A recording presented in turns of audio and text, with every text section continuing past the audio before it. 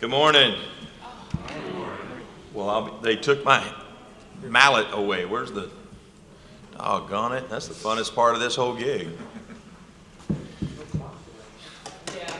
That doesn't have the same effect. How is everybody? Good. Very good. Welcome to the GTAC Disaster and Emergency Preparedness Committee. If you're not supposed to be on this flight, you need to get off. My name is Eric Epley. I'll be your host today, and we'll do roll call real quickly. Tim Berry. Here. Gwen Campbell. Here. Brad Gowdy. Here. Wanda Helgeson. Here. Dr. Kidd. Here. Chief Kidd. Yes, sir. Robbie Kirk. Robbie Kirk. Euler. That was funny. Now you guys are... They're eating or still asleep. Oh, kidding. Which is what we should be doing. Edwin Smith. Dr. McGraw. Dr. Morber. Here. Sharon Knowles. Excused, not here. Dr. Nemeth. Here. Ricky Reeves. Denise Rose. Nick Sloan. Kenneth Webb. Here. Michael Wilson. Here. We have a quorum, so we'll... Yeah. What happened, man? He's got the best shot for the slides later. He's like, the rest of us are going to be crooking our head over. Camera shot. So, I think we're on target for this agenda for maybe the first time in the history of the Disaster Committee of us doing this in the order it's actually on the agenda, which is somewhat frightening. I don't want to break our good luck, but we're going to give this a shot of actually following the agenda. We'll start with the work group reports. So the STEER, Sharon Knowles is going to get that report, but Dee Dee Powell is here from TDEM and is going to give us that update and has some slides. And she has emailed those slides, or will be shortly, to me, and then I'll send them out to the Disaster Committee list server here shortly. So, good morning. Good morning. Chief Kidd asked me to do an entire briefing, so I've got quite a few slides here. I'm going to quickly go through them because many of them you're probably already familiar with the information that's provided. I want to lean a lot on the data that we've been pulling from the STEER program to kind of let you know what kind of information you can pull from that system, which could be very important in your planning capabilities. So, hopefully this will work. There we go. So you all know that this program started out as the Transportation Assistance Registry, which was as a result of Hurricane Rita, and a task force that Governor Perry asked a group of people to sit on and make recommendations on how we could better evacuate individuals during a hurricane. However, the requirement or the recommendation was that we do the entire state, or we provide a database for the entire state. And after Hurricane Rita, we did not do that. We gave a priority to the coastal regions. So the TAR system was more for the coastal regions and not for the entire state. So when we developed the STEER program to replace the TAR system, we made this a statewide program so that we could comply with that recommendation in RP 57, which Governor Perry had put into place following the task force. So we replaced the TAR system with the STEER, and that occurred in March of 2013. This system provides more of a focus on disabilities and functional needs than the other system actually did. It provides a great deal of information for local governments to use for their planning and preparedness activities, and it does require an annual registration. The TAR system did not require annual registration, and the information, because it wasn't refreshed, was somewhat old. Many people had moved on or passed away, and so the information could be difficult to use, and so we are requiring an annual registration on this one.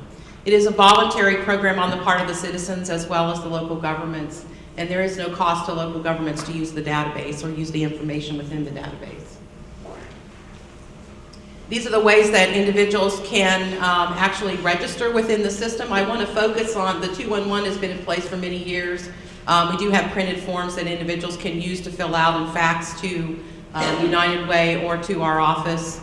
And in addition to that, though, we're working on a registration for an online system where an individual can go to a website and register themselves online.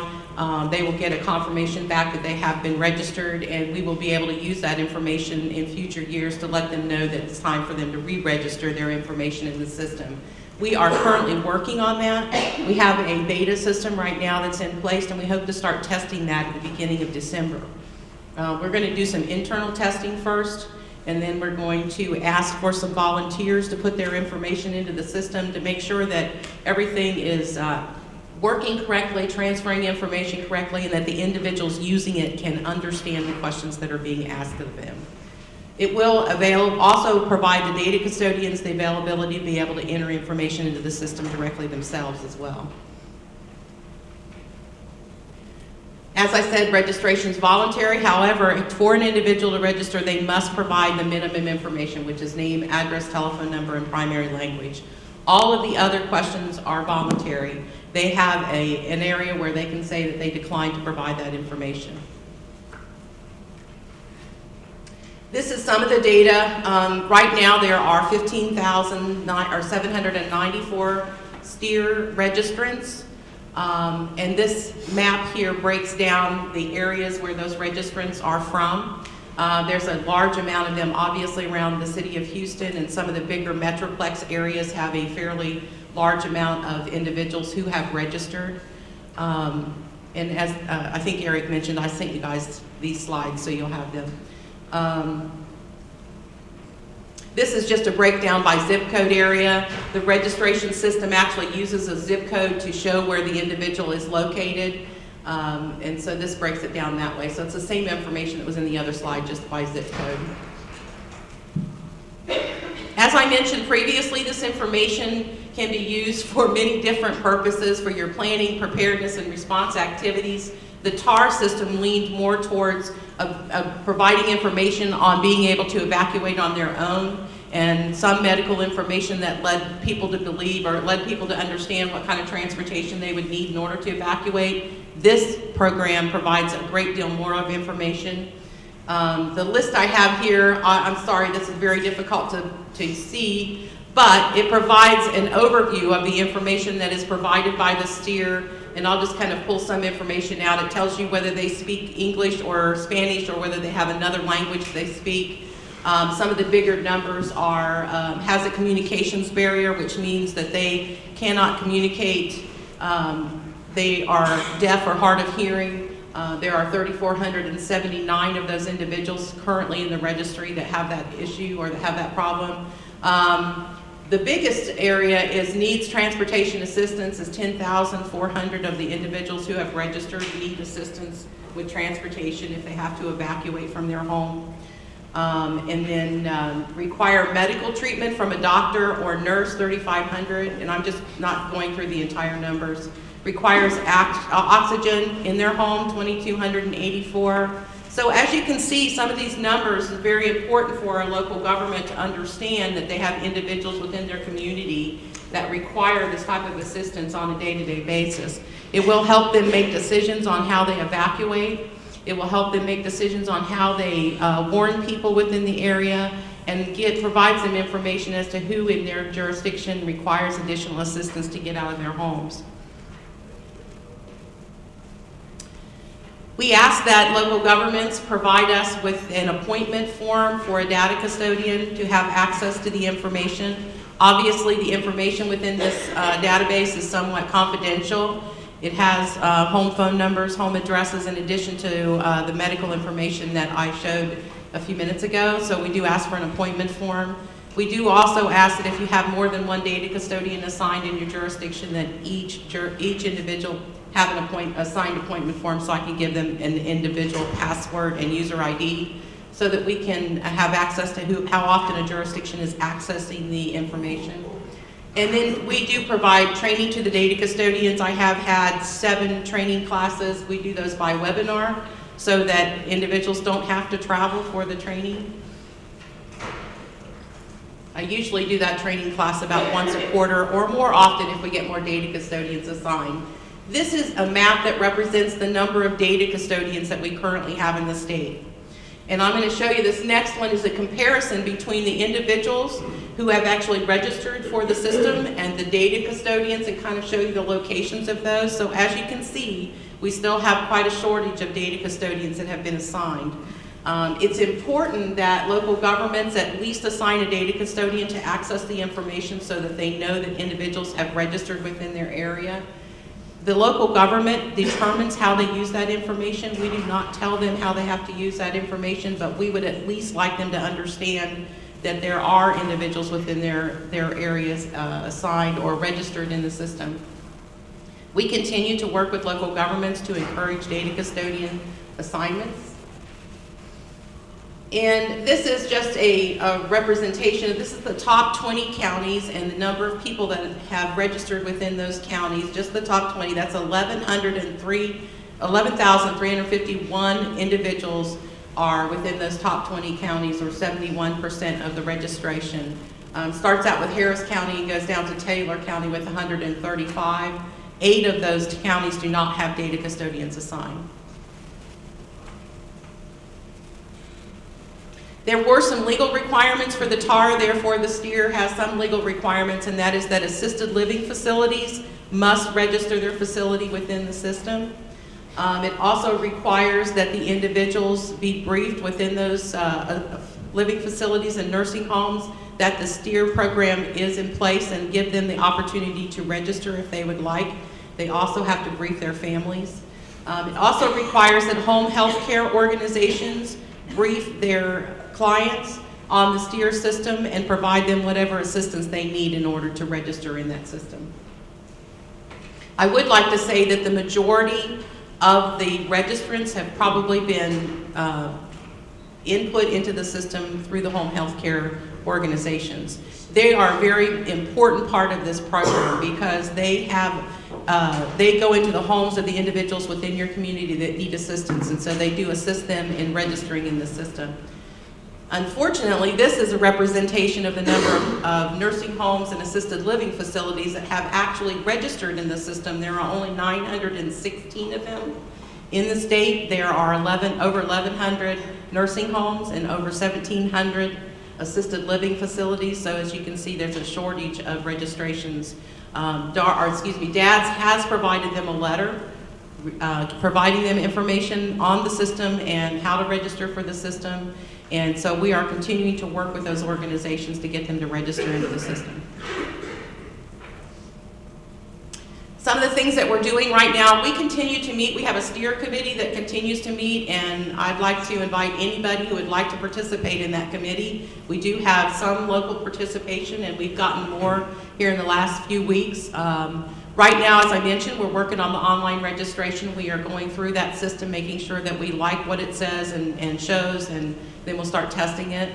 We are tweaking the questions. So when we developed this system, we decided that when we did the annual registration, that before that we would tweak the questions. So if there were questions that individuals were having difficulty with, or if there were questions that local governments really would like to have asked in that system, that we would look at that and make changes to the questions as necessary. So right now we're tweaking those questions so that when the online system comes into play, we'll actually have those updated for the year.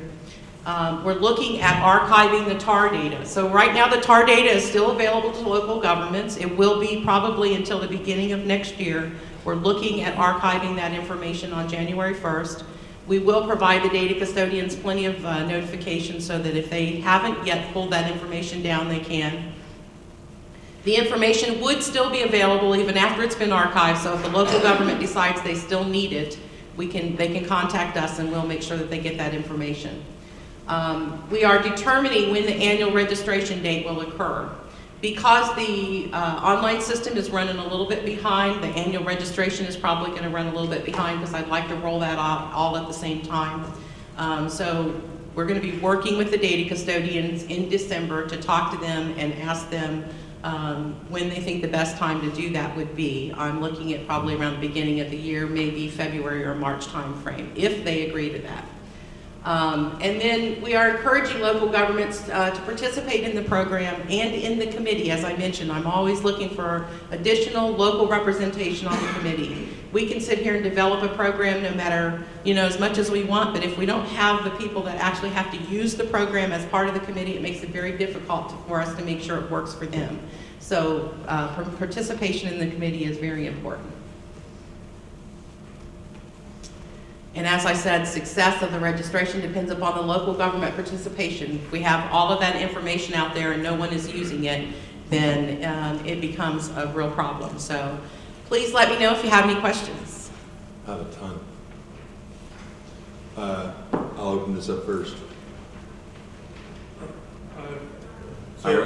So I happened to have the luck of being in DC this last week and heard a presentation from the New Orleans Health Commissioner, and they were talking about the fact that they've now been working with the federal government to get access to CMS DME records, basically. So knowing who in the community is getting electrical equipment from CMS. Right. Okay.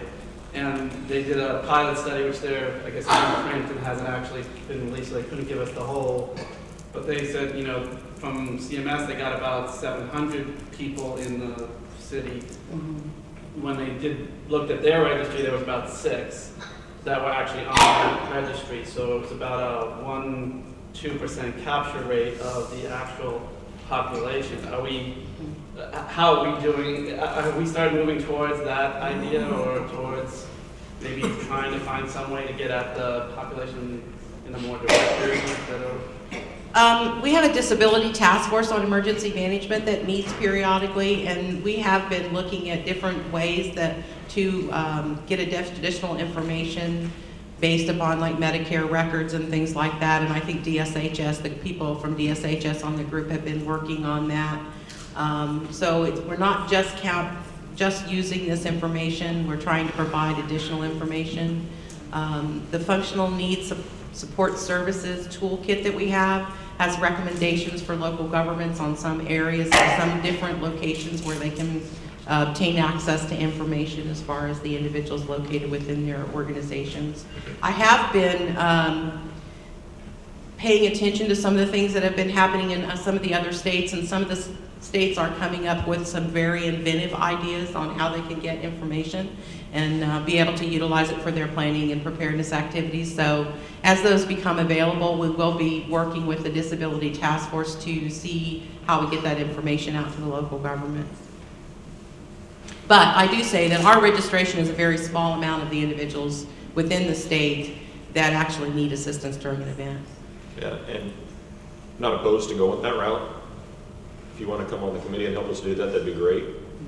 I find that the top-down approach is usually pretty diffused by the time it gets to the local level, and it sometimes lets the local officials absolve themselves from responsibility of knowing the makeup of their communities.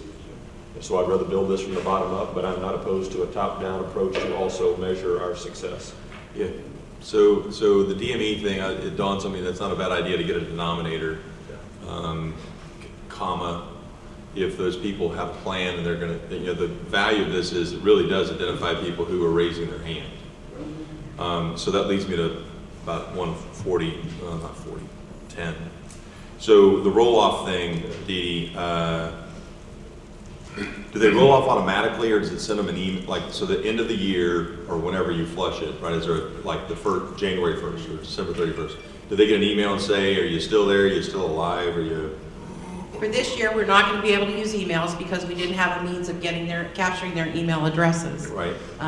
The go forward, the steer plan. Right. So we're looking at options. It's probably going to have to be a postcard of some sort that's sent to the individual, but that in itself is going to also have some inherent problems because we ask them for their physical address. So in some rural communities where that isn't their actual postal address, then we may have a difficult time getting that information to them. We have telephone numbers and we have other means. We're going to need the local government's assistance to help us reach out for some of those areas, especially the rural communities where the information won't be quite as good.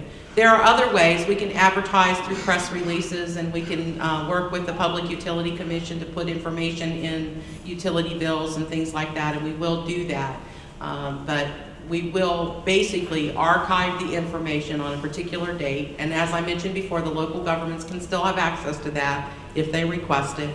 I recommend that they download it out of the system prior to that date so that they have it available, but we'll work as much as we can to get the information out, and we'll work with data custodians as well. So let me, I didn't do this at first, and I want to take a second now. I've peripherally watched this for many years, and I'm incredibly impressed with the progress that's been made now.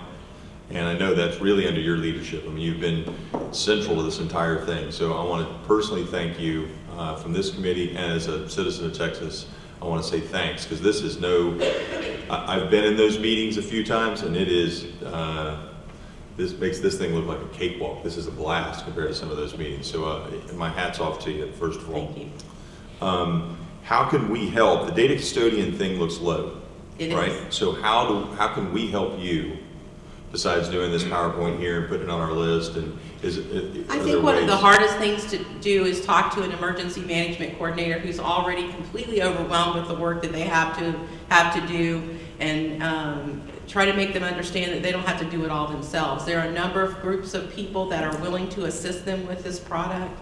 And I think that's the biggest thing that we need to do, is encourage local governments to look around them at the other organizations within their community to see who can assist them with these as being a data custodian, or just reaching out to these individuals who are on the registration to make sure that they know where they're at, what kind of assistance they need.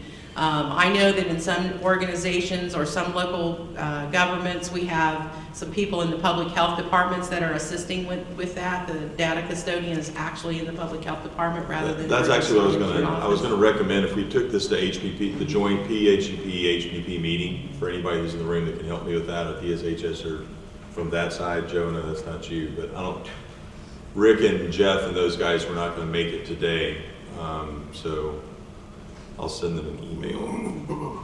So the health and medical community has stepped up in many places and is assisting with that. And that's really a good blend if you think about it, because the information that's being provided also provides them preparedness and planning information for their responsibilities as well. So I have been working with Rick Bays to see if some of the regions would like to have access to the information. That's that group. So that they can start thinking about the types of DME that they may need to have for a large evacuation. So we're kind of moving that out into a broader range of people that we would like to be able to get the information to. So I think even the HPP contractors, I the agree. data would be very important for planning there, so finding a way for access to the data. yeah, the HPP-PHEP group, it hits local public health emergency guys, regional, and in the RACs, all in one giant meeting. We'll have another one of those coming up, so that's a good idea. PSA, what's the advertising sort of public service announcements, and the Rotary, or the aging on disability, or what's the plan for getting this out? Right now, I've been somewhat reluctant to actually put press releases out on my part. And the reason for that is because some local governments are not participating. And the more I publicize the program, the more people within their local governments actually register in the system, and that seems to cause a political problem. So you want to make sure the locals are generating those efforts. Right. We We'd like to see that I'm a local happen. emergency management coordinator in Eppley County, and I want to do this. I signed up as a data custodian. Are there kits, or can I just? I put my have name flyers on the that we have developed. They're on our website. I have been passing those out at conferences around the state, so I've been asking the people that are the responsible party for that conference to pass those flyers out. And then I'm working on a public or a press release, a sample press release that a local government could use. I have worked with some of the local governments on helping them develop a press release or a document that they can put out around their area. And as I mentioned, once this online system comes on, I think that we're going to probably step up our public notification of the system, and work with the Public Utility Commission to put those PSAs out as well. Anybody else? This has been a long time. Good one. We talked a little bit about the DME and that sort of stuff, but during the,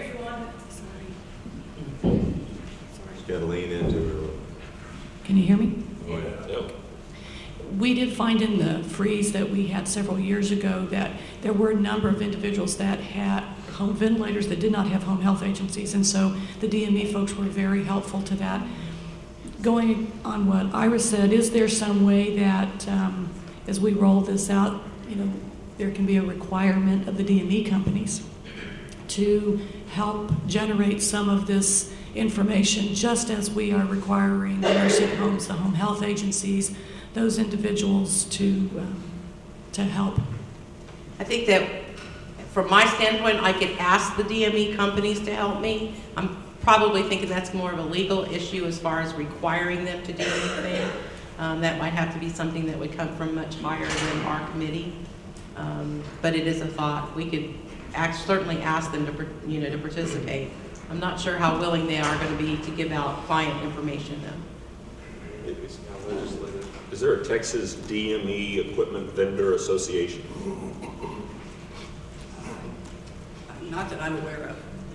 We have been on the disability task force working with an individual from the University of Texas who works with groups on DME, and I don't think there is an association though. So What if they go to conferences? What if they have? they probably do. We Yeah. just need to figure out where that is and go beat them up there. Good point. I mean, introduce ourselves to them there, sorry. And I would think that my experience is most of these companies leave it up to the patient to tell emergency services that they're on some kind of special equipment, and they kind of feel like they've done their job. And it'd be so much, and I agree, it'd be so much nicer if we could get the information right up front instead of leaving it on the patient. Right. The problem that we found is that we thought exactly that. Well, we'll just call the utilities because they will know. Well, there's never a cleanup of their list. And so they had individuals who unfortunately had not been with us for many years. And so that turned out to be very problematic. Well, and they will have information for people who need electricity, but not necessarily information on an individual who has a specialized wheelchair that maybe needs specialized transportation to get out of their home. So, okay. Any other questions? This was incredible. The PowerPoint is now on the GTAC Disaster Committee listserver. Any other questions, you can direct to Dee Dee, and her information is at the end of that slide deck. Thank you. Thank you, Dee Dee. Thanks for braving the weather to come up and do that briefing, too. You're welcome. Wait till noon till it thaws out. Okay, next on the agenda is TDMS, and so I'll turn it over to Dr. Kidd. Okay. Y'all hear me? We have, in TDMS over the last several months, really sort of developed a formation around our subcommittee groups as we have kind of vetted out some of the issues that need to be looked at. And so I'm just going to kind of go down the list of those groups. Mass fatality group continues to make progress in leaps and bounds. Really over the last year, I think the big push has just been awareness. Not only amongst emergency management folks and ESF8 folks, but also within the MEs and JPs in their communities. And I think the incident at West really helped kind of push the awareness that we need to be really looking at this. And I really commend, I don't think any of our mass fatality group leaders are here, but I commend them on the work they've done. The Texas Fatality Operational Response System, or T-FORS, has really been formed by this group.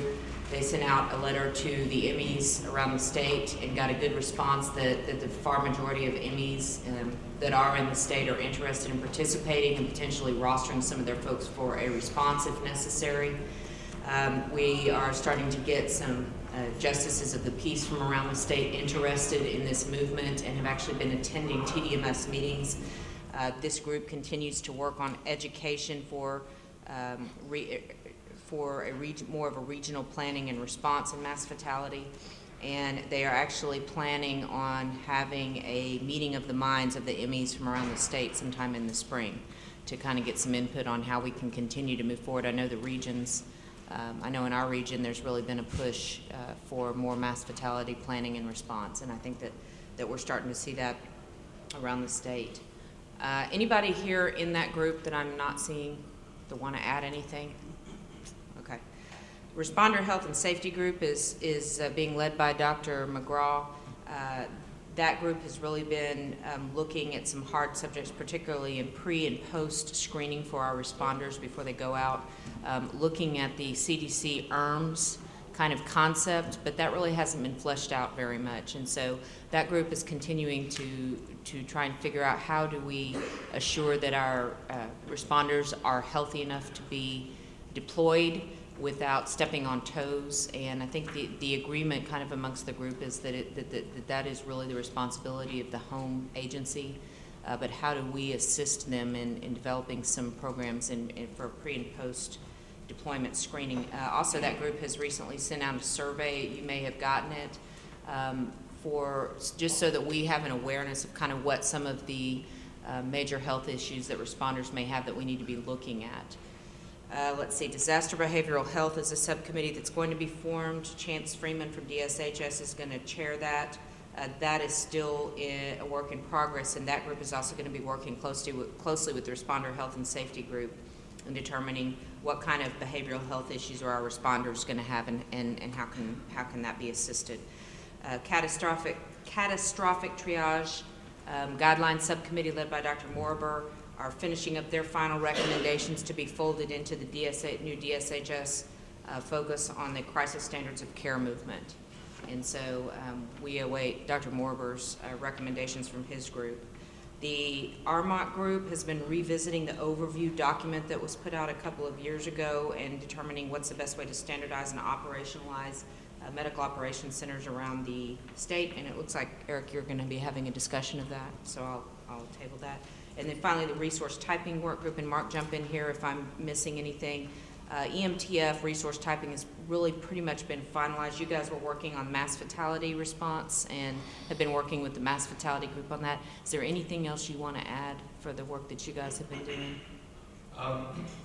We did submit our resource typing document to the mass fatality group. They're making some minor tweaks and edits, but for the most part they do like it. We are working on standardizing other existing typing documents that are out there. There was a lot of work done with the EMTF document, so we're bringing those into their to that standard document, as well as looking at the existing FEMA documents and just some things on the punch list or possibly mocks, we can type those, or communication resources or assets, and that about covers it. That's pretty much all I have. Dr. Kidd? Joe? Do you know the group that's looking at the triage, are they aware of that movement at the national level going to that 5-level triage, the MUC system? Do you know? Dr. Morber, you want to? Have y'all had discussions about that? I am somewhat familiar with it, but I have not gone into it in great detail. We haven't had discussion about that. Just so you know that it's really getting steam at the national level, and they're trying to meet with publishers, and they're really looking to go toward that. I'm not saying it's the right thing to do, but I think it will be forced, kind of like we have to do it. But it adds that 5th component. So you have a gray, which is expected to die, where right now we consider that a category black until there's enough resources, and if they're still alive, then you treat. They're going to add that 5th component in there, which is going to change all your triage tags, the smart system, the books, all that kind of stuff. And I was at a meeting in DC soon before coming down here where they're meeting with publishers, and that's going to be the standard nationally. So I just wanted to make sure the committee was aware of that. What was it called? It's called MUC. MUC, yeah, just like you would think. To muck things up. Yeah. So I'll keep forwarding to you or any information I get on that, but I just wanted to make sure the committee was aware of it. Any questions for Dr. Kidd? All right. It's the show that never ends. Victor Wells. Come on up and tell us about EMTF, my man.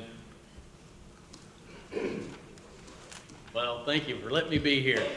One of the things I saw a while ago excited me a lot was the steer presentation. To see numbers and be able to look at things and start thinking that way and leaning this way to that county has this many oxygen dependent, start thinking about that was great. I was excited to hear that. So some of our activity, EMTF been busy. EMTF governance, what we've been working on recently, the big focus last month when our meeting was to decide to do regional, multi-regional exercises. So we've got a couple that are coming up, which we're beginning to bend most of our focus towards that.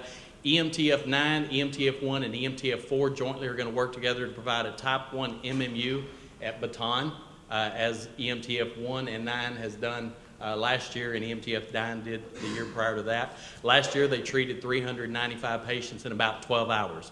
So we're excited to see those three teams are going to work together to attend for their multi-region exercise. And additionally, EMTF 11, EMTF 8, EMTF 6, 2, and 7 are going to work together to provide a Type 1 MMU for 4 days, South Padre during spring break. Last year they treated 314 patients, 72 of which were transferred out. So we're going to work together to provide that capability on the island. We're meeting with the medical director for the area down there in the next week or so to actually be the medical facility on the island during the event. Yes, sir. Is Danny here? Danny's across setting up the MMU. Okay. I want to verify those numbers, and my recollection about those numbers is that was directly off of Coca-Cola Beach. Yes, I believe that is correct. Those are the duration of their time that they were there. Yep. The numbers that I had seen in the past were 242. Right. I re-looked at these numbers. I pulled them off of Danny's presentation. There were 242 that were released, which didn't count the 72 that were transferred. That's why that new number is 314. Yep. And that doesn't include any of the other patients were not brought there or came from other parts of the island necessarily. That was basically that venue. Yes. Yeah, from that beach to those tennis courts is basically what that produced. That's not the rest of the island, So at potentially different the numbers times. could be I significantly think the numbers, higher. and if EMS sees that this actually is going to be staffed 24/7 with emergency medicine physicians, it's actually sort of the ER, right, on the island 30 miles away. Yes. Okay. So that's absolutely correct. So that is our intent, that we will have the MMU established as well as ambulance strike team and ambulance capability. So we're excited about that and moving forward with that progress. So that was work from the executive committee. They helped us to get to the point where we absolutely committed. The recommendation from our AMBUS work group as they continue to be successful as operations around the state and continue to move forward, they recommended that at this meeting we meet with our ambulance strike team guys and our strike team leaders. So that was actually a recommendation from them, and we're going to have that first face-to-face meeting during our GTAC time here, that we've invited in all the ambulance strike team leaders that we know of and just ambulance guys that are on ambulance strike teams or plan to be, so that we can just sit down and begin to develop a relationship and how we can communicate and determine what their needs have been. We've never had a good media or a good method to talk to those guys, so that's going to happen while we're here.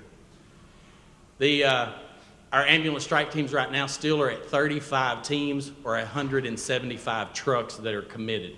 There are a lot more numbers in the MOAs, but when you talk to how many can you really send, we're still at about 175 and working on getting that up to 200. The MMU teams, they continue to be successful. They continue to meet regularly. We still have lots of operations and different things that are happening around the state. One of the things that we're really proud of, this is our minimum equipment list from around the state with all the different regions, and almost all the red boxes are gone. We're very excited that when we started, this was all red. If it's green, it's good. If it's yellow, we're almost there. The white are additional or optional items for different reasons. The red stuff is just stuff that doesn't quite meet the minimum, but everyone is aware of every red box, and their goal every week is to make one of them go away. So this is one of those things that I think speaks loudly to the process, right? If we don't have good processes, the EMTF coordinators, the MMU group supervisors and medical directors, if they need something, the ability to build a minimum equipment list and prioritize that so that the executives can prioritize funding is, I think, one of the things we've done best. It was painful, but establishing this is, I think, a victory in and of itself. Regardless of what's on the list, I care about the way it's done so that it's done well and that everybody has visibility and we're prioritizing those purchases and someone's not just running out buying, whatever. The thing that jumps out to me the most on this list was prior to the Boston Marathon, we didn't have but about 10 cat tournaments that were recognized in the state for the EMTF. 250, 354, we're close to 450 tourniquets now just because we recognized it and said, dude, we've got to have these, and the regions took care of that. So this is a great success for them to be able to identify those things and take action. So our most recent activity, I can't talk about all of them, but just last weekend was the marathon in San Antonio where they deployed a Type 2 MMU, set it up, and the morning started out a little bit slow, saw a couple of patients, and then the influx came and they saw 45 really sick patients in less than 3 hours. So it went from 0 to 60 in just a matter of minutes. And only transferred 2 of them out. Perfect. So it was great to be able to care for those, and that's the continued success from all the different MMUs to be able, they're getting to the point where they're setting it up, they're operating it, they're actually taking care of sick patients. How many people are rock and roll? Does anybody else have a competitor group coming to their town in the audience? I thought they did something somewhere else. So one of the things that I think is important about this number is 30,000 runners or something. They have medical tents staffed with physicians. So they have 3 tents right there close to the finish line, and then they have what they call main medical, which is another really big tent with a bunch of doctors and folks in it. So these 47 are kind of a colander system. If you can imagine, they're going through, you can't get to the second, the main tent without coming through the other 3. So, and they are in, if you've ever done one of these marathons, there's a lot of people up at those other ones. There's several thousand people, and so we're screening down to the point where the 47 that showed up, everybody got eye-statted, everybody had 12 leads, everybody had, these were, pretty sick people comparatively because of the acuity was higher than we would have thought. The volume was less, but the acuity was high. Does that make sense? We went through lots of IV fluid. Yeah. So we're very excited, very successful, great opportunity. One of the other things MMU has helped us to get out, pushed out to our people, is our standardized uniforms across the state. They've all been delivered. Everything is in place. So you can see the guys in the T-shirts in the top right-hand corner. Our logistics are non-clinical when you're looking at it. It could be someone who's helping set up an MMU that doesn't have their scrub on yet. Once they go into the clinical setting, they put their scrub top on over the T-shirt. So just a plain T-shirts is typically a logs person that's non-clinical. Scrubs is clinical, and then the all-weather jackets. As we see in Texas, 2 days ago it was 80 degrees. This morning it's 30. We have to take these with us. At West, that was the thing that they found was they deployed out at 76 or 78 degrees. The next morning it was 34. So it's becoming, and raining. So true asset. They're all deployed. They're all in the field. They all look the same. So it really shows the team approach. And you can see them throughout the conference because the guys that are deployed here setting up the MMU, they're sporting those, and the guys that will be working the booth are in the standard EMTF uniform so that they can see the team approach. And then our aeromedical group, we're actually making a little progress, been gaining documents and personnel and things, and I believe there's some key folks that are meeting with aeromedical group this week while we're here to take the next step in moving forward and seeing how our MOA can help work with their MOA, some of the successes that we've done in EMTF, and how we can help the aeromedical group as we move forward. So if you're an aeromedical guy in the room, Micah and I are going to set up informal, basically one-on-one type meetings with the program directors initially. And we're going to get their feedback about how to meet, when to meet, who to meet, all those kinds of things. So I know most of those guys, but if you're in the room and you want to make sure your boss, I would tell them to email me at eric@strac.org. And I'd like to meet with them sometime over the next, well, we're here 5 days, right? We ought to be able to figure out when to sit and have a cup of coffee or a cookie, so. One of the other things we've standardized across the state, these are the ID badges that we're going to present to the executive committee just so that they adopt it. Followed a standard template. The thing that you'll notice is different, like on the left side of those badges where it says EMTF 2 or EMTF 8, those are those are overhead positions that could function not in a mobile medical unit. If you see the others that say mobile medical unit, this is the MMU positions with the overhead, as opposed to an RN strike team badge that would say RN strike team on the left. So they're standardized, they look the same. Again, with the whole EMTF family concept, we want them all to look the same, but be able to look at the detail and tell the difference. So we're going to present these for acceptance with the executive committee, and these drafts are in play now, and you'll see folks wearing these. And then we finished our first monthly MSAT radio check this week. We're looking to do that monthly now. I was able to set up in San Antonio this week. We were able to talk to Lubbock, Sherman, Houston, and the Valley, and everybody was able to talk in. It was fine. And MedCom as well. So we were very happy to do that. They also could talk to each other across the entire state. So that was great. We used the MSATs yesterday in travel as folks were coming up. I was actually in my office on a handheld radio talking to the guys that were coming from across the state, so that we had continuity of those guys traveling in.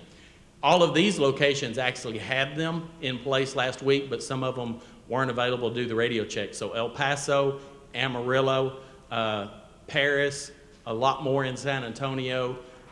We'll be checking hopefully when we do our checks next month. And all of these have them in plan, that if they don't have them yet, they're in processing, that they're ordering them. So that's our connectivity for the MSATs. Chief, what's the goal for us to be able to expand and do this statewide with any MSAT user, right? Isn't that where we're... DD does more than just steer. TDEM's used the state coordinator at the State Operations Center, and they presented me yesterday the printed books. Hopefully we're going to have some at the conference. That's got so far every known MSAT 4-digit, every name, 4-digit ID, and 800 number in it. I want to say there's 100 plus 120 that are in that list. I would love for us to start doing the once a month through the SOC. All hospitals, all state agencies, all land buses. You know, we do it now statewide with what's called the NAWAS-AWAS lines, and many of y'all have probably never heard of it. But we should be doing that same satellite radio test, comms check, everybody pull out, get it out, set it up. Hospitals, I think, are doing it to some degree now at the local level. Yeah. Let's just carry that forward. It has 10 of the 15 channels that most of the radios are capable of holding in there, and it's got a mark if your radio has that channel or if it doesn't. So another great lift, great thanks for the partnership on that, Victor, to get that up and running. But we just need to keep filling it out now, building it and starting to use it. So our experience, we do the hospitals, we do 35 hospitals once a month, and it takes us, I mean, because it's a slower thing, right? It's weird. It's not like doing, roll call in the morning. It takes about twice as long on every key up. I think it takes us about 20 minutes, 25 minutes to do 35 hospitals. And that takes us an hour to do all of it, but we're doing the ham radios, followed by the 800, followed by the MSAT. And in some cases, those are in different parts of the building. But regardless, we need to make sure we figure out a way to tell people when their times are going to be, because if you're, that's the only thing I would be cautious about. Right. Yep. If you just tell them from 1:30 to 2, this group's going to be going from 2 to 2:30. If they want to sit there, they can. But if I show up at 2 and turn mine on and hear the roll call going, I'll know that we're in progress. Okay, good. This is good stuff. And just yesterday, we added on another secondary WebEOC server. We've asked that each of the MTF regions identify their primary WebEOC server and look for a backup in case something were to be needed. Yesterday, we added on one more. So we have 9 primary WebEOC servers right now that the MTF regions are working with, 5 secondaries, and then the one tertiary is Lone Star. I listed as a tertiary. And the process that we've been using as we have needs, we have the ability to send Everbridge messages to the WebEOC admins, but what we've been doing is working through the local coordinators. When we have an incident, to notify the coordinator and say, hey, get a hold of your WebEOC guy, ask him to subscribe. So we're developing those relationships with those WebEOC guys so that they know who their coordinator is instead of somebody from the EMTF SCO asking them to subscribe. And we've been very successful, and it's working very timely, and we think that's another success story as well, having a primary and a backup WebEOC that they can all log into.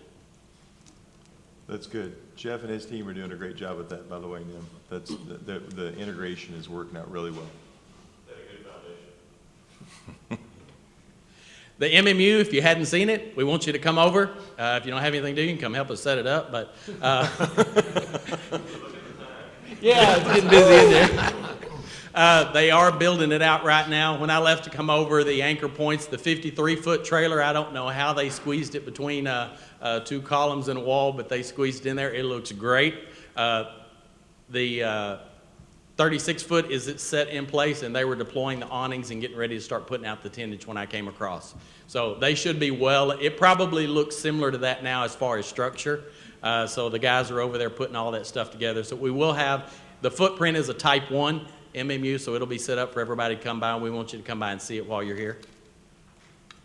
That's all I had.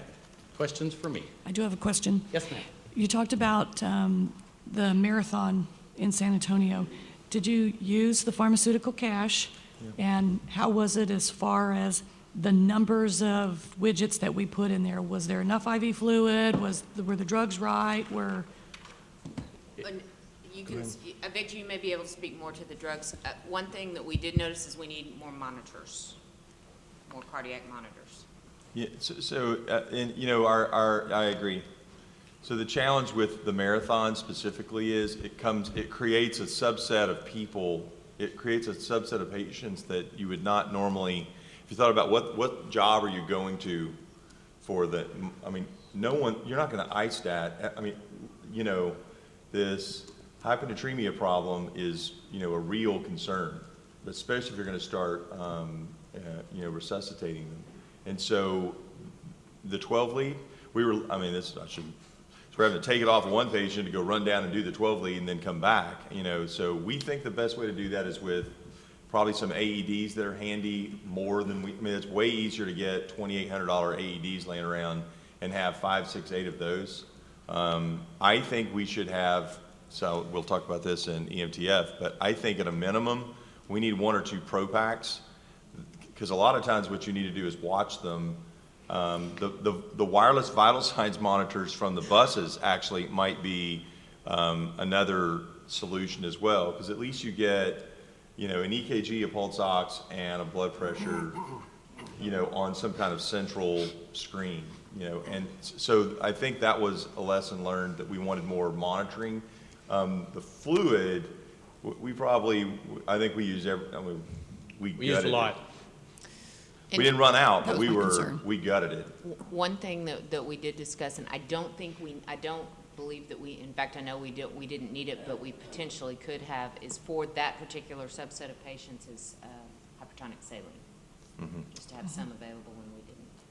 The medical tent down the way had some stashed in super secret, so if we had needed it, we could have gotten it, but just I'm thinking for the Baton March and some of the other marathons, that's something to consider. And then, like Eric said, we used ISTAT like crazy. We actually have a 12-bed telemetry system. I was going to suggest, I know there's one, I think there may be 2. From the buses? The same? We have a standalone telemetry system. I know there's one, I think there may be 2 in Texas. 7 and 2, I thought had the other one. Yes. How much were they? I'd have It's to a go back number. and look. It's a real number. Yeah, it's Like a 6-digit number? 125 or so, I think, or it's a real number. And that's 12, you said 12? right. So, and the reason I ask is in the course of our work, we had pulled it out, and how are we going to load it, and all of those sorts of things. So, right. I think it travels in have you seen our plasma box that we bring the big, huge TVs? Oh yeah, it's got a nice, pretty rolling case. It's big. It's pretty. Travel box. Totally. I believe there are 2. I just wanted to bring up, if that's a real number, the bus system is what, 2,000 a monitor? So that's 40,000 for the bus of 20 people, and they've expanded that. You can actually, besides having the central monitor in one place, you can carry it around on an iPad. Yeah. Multiple iPads throughout the facility, so when you go up to the patient, this is patient 20, you bring them up, you're seeing what they are at their bedside too. Right. So let's task. This is fascinating, but we're going to get behind if we're not careful on this particular topic. I do want to explore this in operations, the do-outs for the drills coming up. I mean, I think this is germane, right? This is good stuff. Dang it, I had one other thing I wanted to bring up. What did you ask about? meds. I don't remember us having a problem with any of the medications. We did activate the full-blown pharmacy cash with the tech that came and dutifully stood there the whole time, and that worked out pretty well. What else? Anybody in the audience have a question? Anything related to this? Anything at all? You guys are asleep. What's up? Eric, I would Joe. say that I did have the opportunity to be at the marathon last week as a bystander, not a runner. My daughter was actually running, but it was an incredible job. You guys did a really good job. It was well organized from an outsider looking in, and no one knew who I was. I was just walking around like Joe Citizen, and it was a great operation. It was interesting. It started out very cool and cloudy. Boy, when those clouds went away and that sun came out, man, you could just see the people dropping like flies. Yeah. And it went up to like 90 degrees, and I can't imagine what the temperature was on the on the run part. AMR was the contractor, provider, competitor, and then of course San Antonio Fire is the authority having jurisdiction. San Antonio transported like 47, AMR transported 106. Does that sound like the right numbers? Sounds right. Very close, yes. So, I mean, those were off of the race or directly next to the race, right in the limited access zone area. And it's the coordination that was required. If you guys haven't had one of these large marathons or like the Formula One races used to come through the towns, when you split your town up, it creates a lot of planning problems for fire response. I mean, you can't get across these lines. I mean, the roads are all blocked up with barricades and stuff, so you really have to think through carefully where fire stations are that normally go to problems, or medic units, et cetera. So it was good. And we had the tent on the backside of the 53-foot trailer that served as medical command that was invaluable. We had San Antonio Fire, AMR Command, San Antonio Police, STRAC, and the competitor group medical folks all sitting in the one tent, and it was There worked was very well. SneakerNet. I'm a big Chief Tablet fan, right? So all the WebUSC stuff and everything else, at the end of the day, the very fancy system of a half sheet of paper, with bib number, location, and unit, and passing that around among all those command nodes. The fact they were sitting literally within 10 or 12 feet of each other and able to dispatch their units, call when they had problems, exchange information, and having our police SWAT medic guys were there, and they were on the course as well. So we actually had a policeman listening to the police channels, whether they were medics or not. So anybody who went down, that integration was literally going, "Hey, you got that one? No?" And it was impressive. We I had thought it was. police officers starting IVs and fluids on the course. Yeah, you want to see a bunch of beat down firefighter paramedics come to life when a cop start an IV on somebody. Whoa, I got this. All right. Anything else in the audience? Eric, Daryl. did you guys have any plan in place for an IED? We did. So we had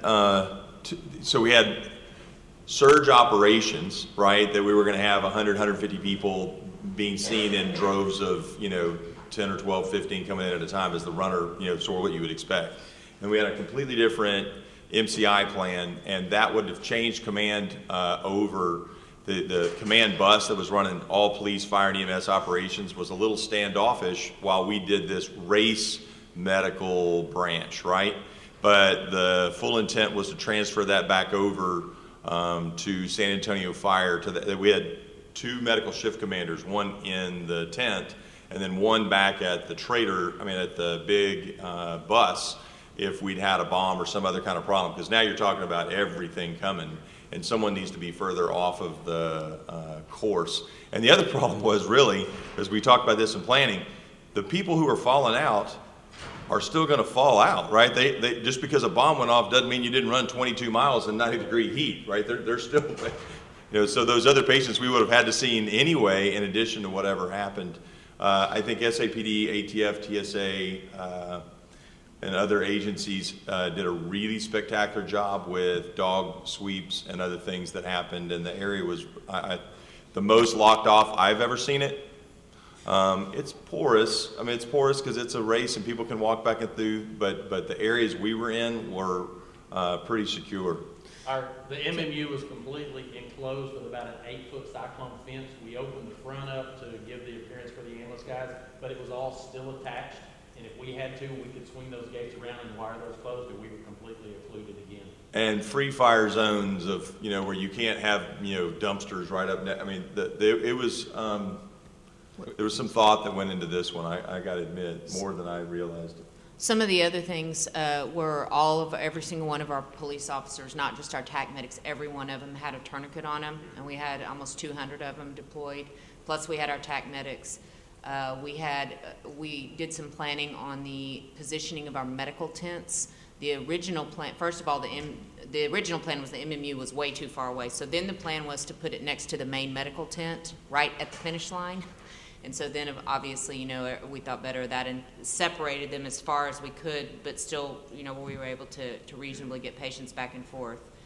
And then there was some. So we had combined. Go ahead. Sorry, our local public health department has 3 large mass casualty incident packs that could treat like 72 patients or something with tourniquets and trauma type materials, and those were on standby at our command bus. So all said and done on the course, there was 10 to 15 carts, another 12 or 18 bike teams. There was, we had paramedic squads, 20 paramedic their F-250 trucks, but there was a laddie and a paramedic from EMS in those, so they were ALS squads, and they transported people, which, you know, so they would take them to the tents at least, you know, they'd pick them up, put them in the back, and ride them over in the back of the crew cab.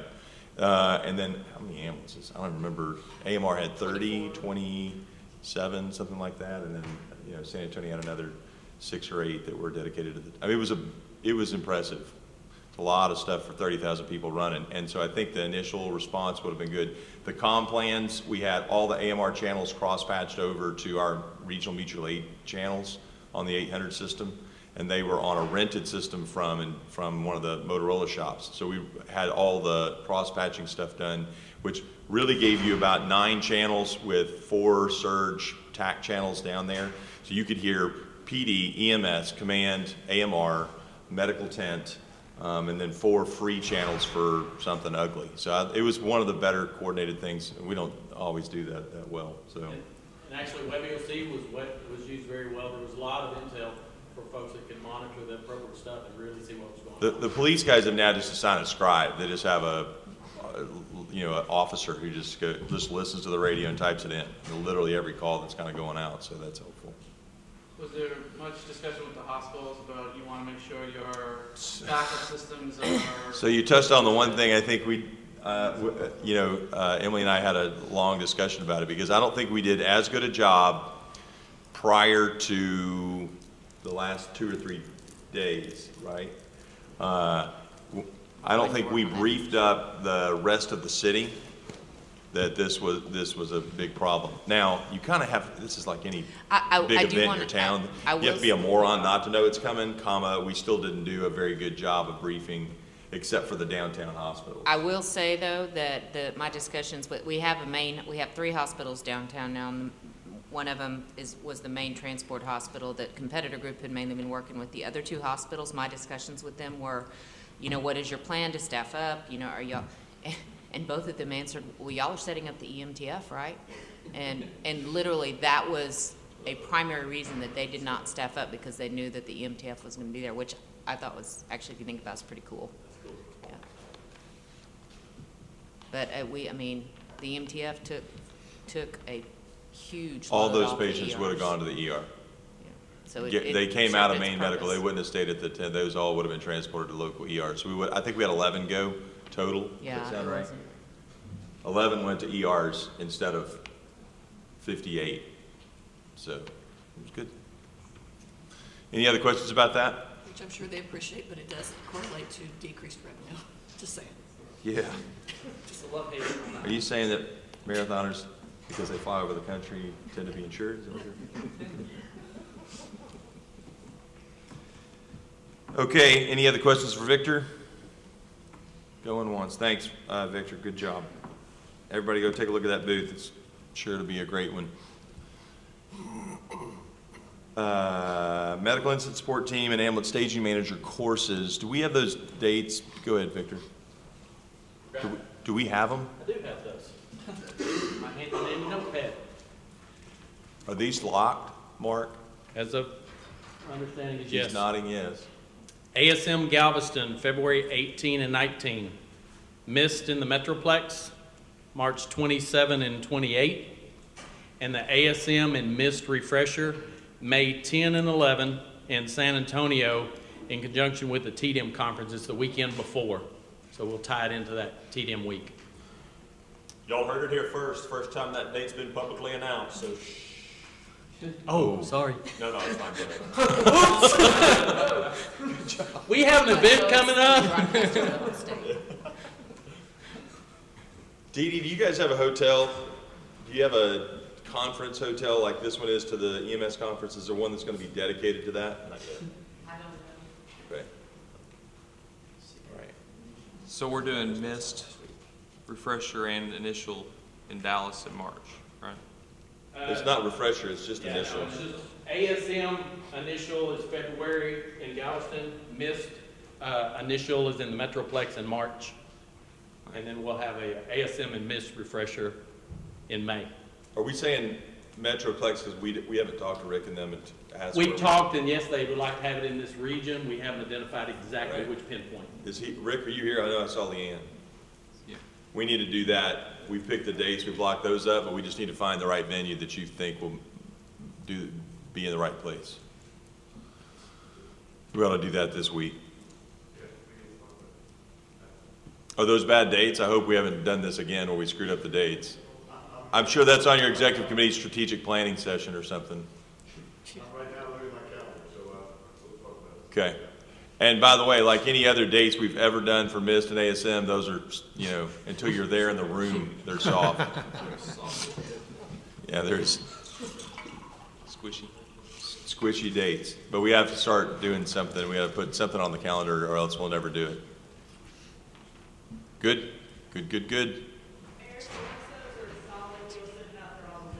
They'll do a big flyer and all that kind of stuff. We just wanted to tee it up for we knew everybody was going to be in the same place for the next 5 days. We wanted to walk in with tentative dates anyway. Okay.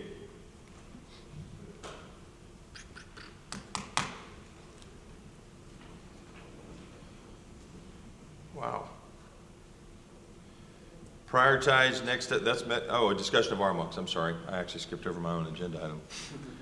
So TDMS has a working group to roll out the RMOX, and that group's been meeting monthly, maybe monthly. I haven't attended as well as I'd like to. There's been some discussion now about changing, adding a name, sort of adding the Regional Health and Medical Operations Center. And so I hope that that's going to help us bridge the gap and make sure that we're more inclusive, and that will be the final step in us getting this rolled out across the state. We've been talking about it since it was on our punch list from 2005 after Katrina Rita. So I would hope that by 2015, that would be a great thing in a decade that we could get more than 4 or 5 of them done throughout the state. So I'll throw that gauntlet down there that maybe in the 10-year time frame we could get it done. Prioritize next steps, discuss committee meeting frequency. So I think at the last meeting in August, I talked about doing an in-betweener, and that just didn't happen, right? There's just too much stuff going on, and I couldn't find a way to do that. I wanted to talk to the committee about that December. We have our next GTAC is February. Does anybody have the February dates? 23rd or something like that. Does that sound right? Colin, you know what it is? The last week of February, the Tuesday, Wednesday, Thursday of, or Wednesday, Thursday, Friday of last. That's a long time away. Do we want to try to plan, a half day of one of these deals where we do the, 4 or 5 hour, tag that on the back of the January HPP session or anything like that? The group's interest in doing something. I frankly don't have someone asked me how we used to meet monthly. I don't know if you guys can remember when we were a task force and we were meeting monthly, and all of these issues were going on. And so one of the things I'm proudest of, I think, is that we're able to meet now less frequently, because the things we were all talking about when we were at the THA room with the red carpet, remember that room? So when we were there, we were actually working through these issues, and now what we've done is built an infrastructure. We've built a process to be able to do that and involve more stakeholders than 27 people across the state doing it. Now there's literally hundreds of people involved, and I think we're doing a better job on strategy and focusing on larger philosophical issues, and we're less worried about how to structure an ambulance strike team. And we were arguing back then about what radio to put in the ambulance, right? That's the kind of conversations we were having to have. If we're wanting to have a work group and actually produce something and be productive, I would say probably after the first would be. First of the year, you mean? Yeah. Yeah. No, I was talking about, so January HPP is a good time because a lot of people would be traveling anyway, but I'm not necessarily sure we need to do that. So I guess that's what I'm interested in the group to meet. That's my question is, what are we going to do? what do we need to? I agree. If there's major, things that we need to discuss, yes. Well, But not meeting just to meet. No, but at least in my mind, I think that the meeting, at least sometime we want to have a meeting of 5, 10 years. What's the next tasks? I think we've done well on moving forward our tasks to the point where we've got them organized, we've got them moving forward, they're doing well, and so we're not talking about them as much. But I don't know that there's a whole slew of other things that we could start trying to tackle. We need to come together and set some objectives and strategy for. Maybe a 3-year next punch list kind of thing.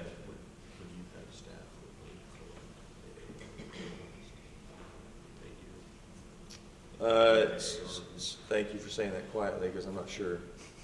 Would you have? Yeah. No, I was looking at Mark. He's gone.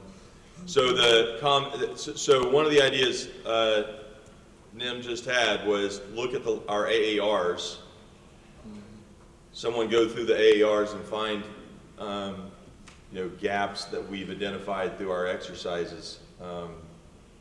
We should do that. If everybody did that, I'll tell you what, why don't you email me things, audience members as well. Send it to the listserver, I don't care, send it to me directly. Say, hey, you know what, you geniuses up there think you know everything. Send us, how about this? What about this issue? Maggie's brought up a bunch of really good things about EMP. We haven't talked about EMP a bunch, and whether you think it's going to happen tomorrow, whether you think it's never going to happen, it's a real threat. And it will be a problem if it does ever happen, no different than other large problems. Cybersecurity is another big issue that I think affects daily. It's a daily problem, and then I think it also has a terror component to it as well. But I think even just we've done a lot of work around around notice things and getting ready for mass event. The no notice is still, at least that's what scared the bejesus out of me. So maybe more work in that area. Yep.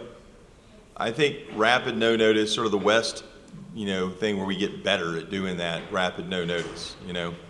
That was a little okay.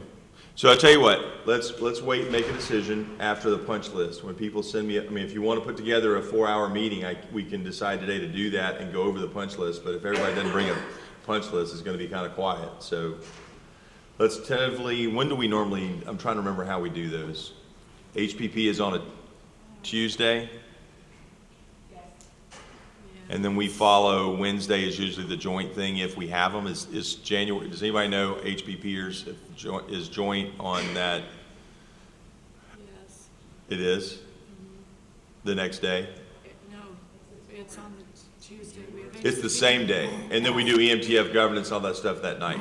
And we have tentatively scheduled a RAC retreat on the following. So the other problem we're going to run into is we're going to run out of daylight because of the EMTF drill that's going to be coming up. We're going to be working really heavily on that and coming together. Tell you what, email me your thoughts. If you think we're missing something, I want to put that list together, and we will put out on the list server if we're going to have a meeting or not, based on that list. If none of y'all email us, I'll know we're pretty safe. right? We've done our job now. I don't think that's the case, but let's put that list together. I am worried about overtaxing the system, which is all of us. And EMTF, the drills that are coming up in March with Baton and with the South Padre deployment are going to be, we're going to need a lot of hours FaceTime together, and I don't want to squander January on something that we could do maybe over email or have some discussions on a conference call even, as opposed to coming together, because the FaceTime is going to be sacred, right? We're going to need that time to really go through what the coordinators and the others are putting together for the drill. Does that make more sense? Does that seem like a better prioritization to anybody, you guys? Yes? Send me your thoughts, your concerns. Eric, the dates for the next GCAC would be 12th, 13th, 14th of February. February 12th, 13th, 12th, 13th, 14th. Okay. Who has a meeting on Valentine's Day?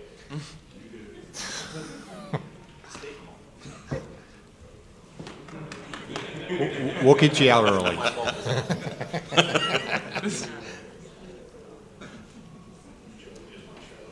Yeah, we'll have a box of candy to take home. Do we know when the May GTAC is, if you got those dates handy? It's the 14th through the 16th. Of May? 14, 15, 16. Those are interesting dates.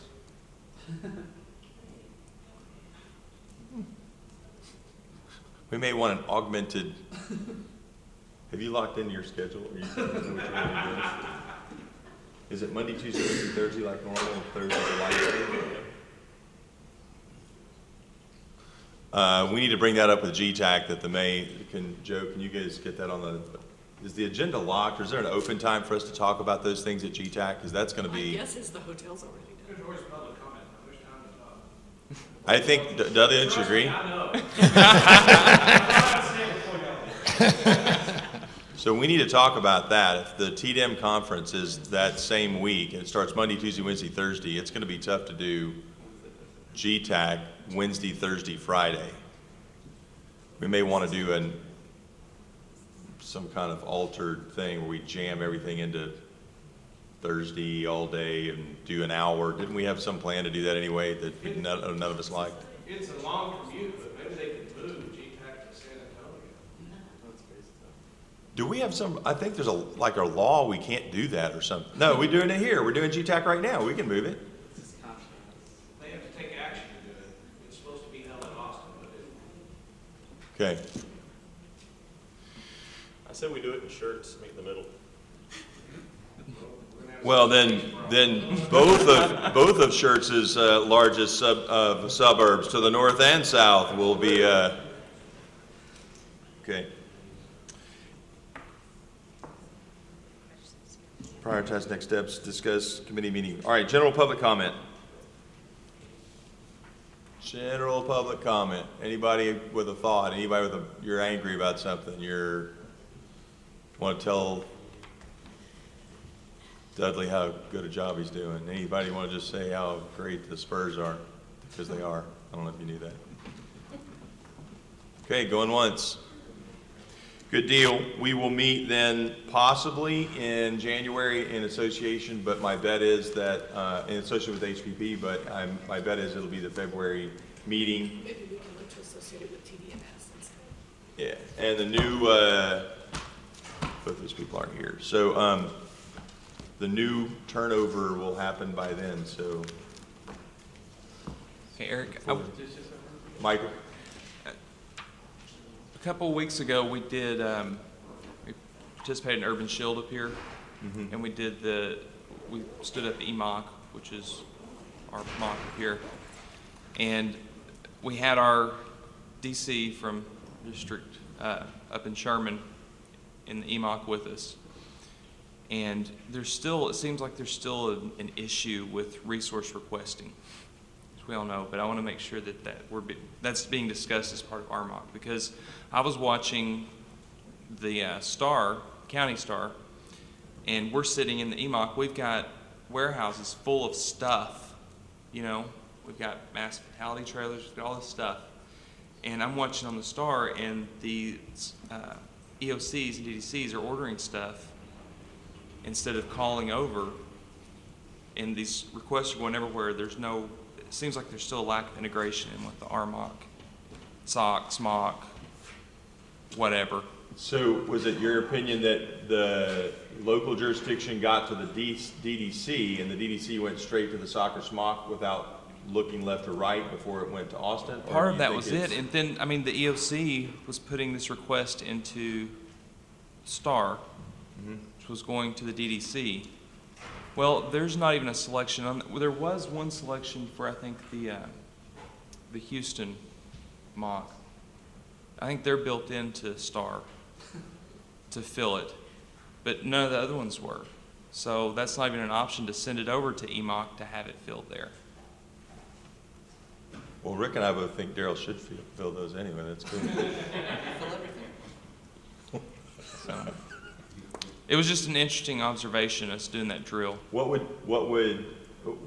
you fix what you saw? What would be your recommendation to fix it? Well, part of it is integrating the mocks into that structure to where they can fill and receive requests or send whatever, mainly where they can fill requests, but then doing a better job at integrating with the EM guys and communicating with the EOC, and that's our piece. I mean, luckily we had Brad, our DC, there sitting with us, and we're working through some of this stuff, and we both realized, hey, we probably should do a little more talking outside of this room. So. We can talk in this room. So because it affects everybody. I mean, is the EMOC institutionalized yet for this part of the state? Because it's really hard to build a system around something that's going to be here today and maybe not be here tomorrow, and when are we going to plan it? It's easy in San Antonio. The city, the county, the RAC, and the state are all sitting in the same room. It doesn't get by you when it's like that. But until you can get along in your areas and regions, you can't build that. And no web EOC or electronic format's going to fix that. Well, I think this is a discussion that needs to be had somewhere. You know. Any thoughts from the audience about how they've been more or less successful in places that are in the same location it goes to the Big Chief tablet I was talking about earlier at the MMU at the race, the value of being able to walk over and hand AMR, here's a call, are you guys on that one? Nothing. So absent that though, I mean, that's not going to be feasible in every single location, so. Hey, Leanne, what was your thought on it? I think there's things to work on, but I don't think it's an issue of us not working together. I mean, we've got 4 different DCs, they're not in the same room either. We've got different public health, we've got a lot going on, but, your observations were good. It didn't look like we were mapped the way that some other regions were, and we're just going to need to fix that. I think it's just a process. I think it's just kind of laying out a standardized process and then communicating that to everybody. A little better option. So, Leanne, I'm going to ask you about that because I don't even know that I knew that. So you're saying that Houston, the CMOC can be selected? Yeah. That's what Secure does. When we were looking at Micah's login, I couldn't log in. My missed login's it has disappeared, but, see the state view, but, and so our Sherman DC person was wonderful. And, it was just, we can see that, and we can see the Houston Public Health also as a destination for a STAR request. And we didn't see y'all. Yeah, usually that's the happiest time.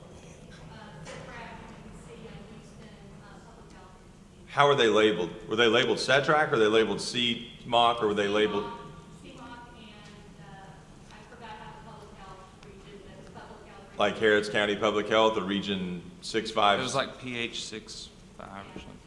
Did it get written up in AA? Did that get written up in your AAR? Nim's asking. We're working on it. Well, this is we would be in the same boat. Absent if you'll work on it, I'm worried you'll fix it for you. No, we're doing both. I mean, it's written up. We had several events within a couple of days, and so we're working on AARs for all of them. And I just sent Anne-Marie a message that, you're asking for punch lists My sense is this is less of a NIC track problem than it is, you know, it may be a WebEOC. Maybe this is a simple WebEOC. We didn't have the right pull-down list populated correctly. I mean, I don't know that this is philosophical. Eric, we just did a drill and we were having kind of the same issue at the county level, WebEOC, and we are just now finishing AARs. And Loretta, can you get me a copy of it? Yeah, I think this issue will be had anywhere in the state right now. So I think the information will be important to go back to the RMOC group. I agree. So the Because- reason this is so hard is that we don't have the RMOCs sort of locked in as you're going to do this in every region, go figure it out. Eric's opinion is we've been hee-hawing around this thing for 8 years, and it's just going to take, I mean, you know, I don't like doing my taxes, but I do my taxes, right? I don't like doing my expense report, but I do my expense reports. I certainly don't like Nico having to do all the B13s and FSRs, but I do those, or we, and he knows who we is. So we do those. I mean, at some point, we as a state, at BSHS and really with TDM's support, are going to have to say, our mocks are valuable, here's what it looks like, giddy up. Well, and I think... And either get on board or don't. If you don't want to show up, don't show up, but don't complain about it. And because this wishy-washiness leads to the wrong pull-down list, right? It leads to all those kinds of things. And then we think, well, what's the deal? Well, and then it leads to the city of Dallas getting 100 body bags from somebody down in Houston instead of driving 20 minutes to Arlington to get them out of the warehouse. Right. I think some of it had to do with, for those of you that have not been around, there has been much sensitivity to the RMOC and how we play together and the acronym and those sorts of things. And because we're so keen on home rule that we let everybody kind of just go out and do whatever they wanted, even people that can clearly expect direction from their home agency. And I think we're trying to pull some of that back in with the RMOC stuff, that this is, yeah, you can wear whatever color you want, but this is what you do. This is how you connect the dots. And I think we're trying to do that in that RMOC document. And so hopefully that will help some of these sorts of things. You're supposed to look at the people that you sit elbow to elbow with before you go run across the room. So hopefully it will fix some of that. Christine? 2 minutes, 40 seconds. 2:40. Oh, I'll be fast. So there continue to be issues, like Wanda said. A lot of those issues came out during the West explosion. And so in our region, we're working on it, but the issue still is the same silo issue. To the point that our hospitals and EMS providers don't really care what the local jurisdiction wants to do because they don't want to participate in a regional medical operations center. At the DDC type level, dotted line MAC is kind of where we've been looking. And so we have huge pushback from local emergency management and local public health. Not so much regional public health because they see us as another of their arms, but local public health, it's still a real issue, and it's an issue with emergency management. So Chief Kidd, I'm not sure what you can do. They see it that we're coming in and taking something over from them, even though they still make the call to us. They see us as a local entity, not a higher up entity.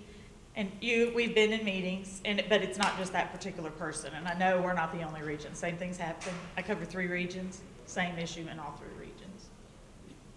You think it's innocent ignorance? Because I'll tell you, as the local emergency manager in San Antonio, I wanted my RAC director and my EOC. I did not want him at the DDC. Right. Now, as the state director, I want a RAC representative at every DDC. It's all about perspective. So Absolutely. you think it's local ignorant? Because I'll tell you, the DDCs know who you are. Absolutely. And they better be welcoming you into their structure. Yeah. And if that's not happening, then I want to know about it. Yeah, I don't think the issue is the DDC level. It's the county emergency management coordinators or the large city emergency management coordinators. But if the RAC directors, people knowledgeable about what's happening in that area, are sitting next to the DDC, then when that comes to the DDC, it can stop. and Right. you can get it back on track at the right place. Agreed.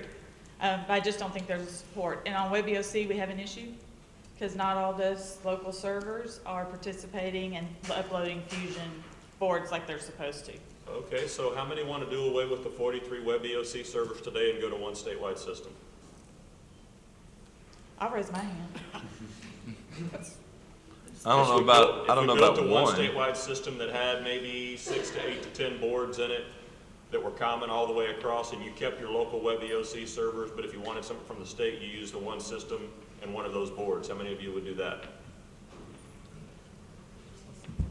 Okay. If we had to.